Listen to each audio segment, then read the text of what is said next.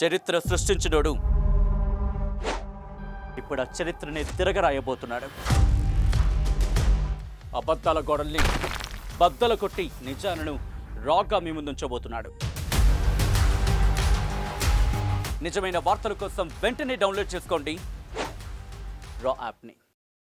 ఈరోజు గుమ్మలక్ష్మీపురంలో ఆదివాసీలు అతి ఘనంగా కంది కొత్తల పండగని నిర్వహిస్తున్నారు.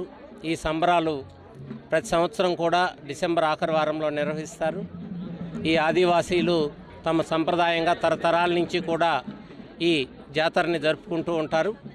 వీరు కంది పంట పూర్తి స్థాయిలో దిగుబడి వచ్చి కోసినటువంటి సందర్భంగా, అదేవిధంగా వరి దిగుబడి వచ్చి ఇంటికి ధాన్యం అందిన సందర్భంగా అందరూ సంక్రాంతి సందర్భంగా చేసుకునేటువంటి ఈ సంక్రాంతి ఫంక్షన్ అనేటువంటిది ఏదైతే కార్యక్రమం ఉందో, పండుగ ఉందో, ఇక్కడ మన్యం జిల్లాలో ఈ వాతావరణంలో డిసెంబర్కే కోతలన్నీ కూడా పూర్తయి చేతికి వస్తాయి.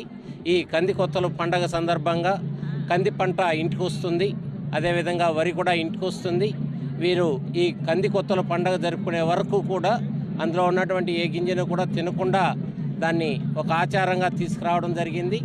అదేవిధంగా తాము అడవి తల్లిని పూజించే సంప్రదాయాన్ని కొనసాగిస్తూ వాళ్ళు వాడేటువంటి గొడ్డళ్ళు వస్తువులన్నీ కూడా, పంటలో వాడే వస్తువులన్నిటికీ కూడా నమస్కారం తెలియజేస్తూ వాటన్నిటికి కూడా పూజ చేసి వాటికి పూలమాలలతోటి అలంకరించి వాళ్ళ సంప్రదాయాల్ని, తమ వస్తువులు, తమకు ఉపయోగపడేటువంటి ప్రతి వస్తువుకు కూడా ధన్యవాదాలు తెలియజేసే విధంగా, కృతజ్ఞతలు తెలియజేసే విధంగా, అడవి తల్లి కంది పంటని ఇచ్చిన సందర్భంగా దానికి మనం కృతజ్ఞతగా మనం ఉండాలనేటువంటి ఉద్దేశంతో ఈ జాతర అనేటువంటిది జరుపుకుంటూ ఉంటారు.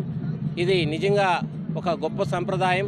తమకు వచ్చి ప్రకృతి అందించినటువంటి ప్రతి దాన్ని కూడా దైవంగా పూజించేటువంటి ఒక గొప్ప సంస్కృతి ఇది.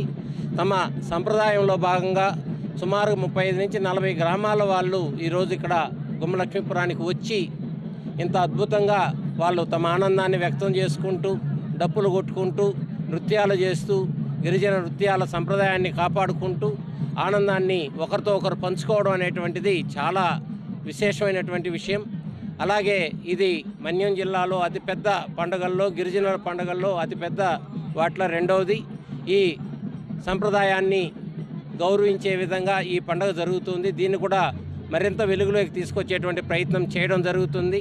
గిరిజన సంప్రదాయాల్ని ఎక్కడా కూడా తిరిగి కోల్పోకుండా పూర్తి స్థాయిలో పునరుద్ధరణ చేస్తూ వాటికి మరింత వెలుగునివ్వాలనే ఉద్దేశంతో ఈ పండుగని మరింత గొప్పగా నిర్వహించే విధంగా, వచ్చేటువంటి సంవత్సరంలో మరింత గొప్పగా నిర్వహించేందుకు ప్లాన్ చేసి ప్రభుత్వం వైపు నుంచి కూడా ఈ కార్యక్రమాన్ని ఘనంగా నిర్వహించడానికి వీలుగా ఏర్పాట్లు చేయడం జరుగుతుంది. ఇందుకు ఈరోజు ముఖ్యంగా ఇక్కడ గిరిజనులు, ప్రత్యేకించి ఆదివాసీలు తమ పంటల్ని పండించి ఈరోజు ఇలా సంబరంగా జరుపుకోవడం అనేటువంటిది చాలా సంతోషదాయకమైనటువంటి విషయం. వీరందరూ కూడా తమ సంప్రదాయాల్ని కాపాడుకోవడం అనేటువంటిది నిజంగా గర్వించదగ్గ విషయం. ఆంధ్రప్రదేశ్లో మన్యంకున్నటువంటి ప్రత్యేకతల్లో ఈ పండుగ కూడా ఒక ప్రత్యేకతగా, రాష్ట్రానికి కూడా ఒక ప్రత్యేక పండుగగా నిలుస్తుందని నేను ఆకాంక్షిస్తున్నాను. ప్రభుత్వం వైపు నుంచి కూడా ఇక్కడ మరిన్ని సౌకర్యాల ఏర్పాటుకు కృషి చేస్తామని చెప్పి తెలియజేస్తున్నాం.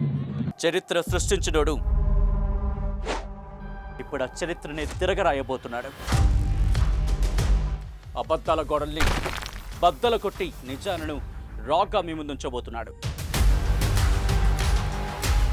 నిజమైన వార్తల కోసం వెంటనే డౌన్లోడ్ చేసుకోండి రా యాప్ని.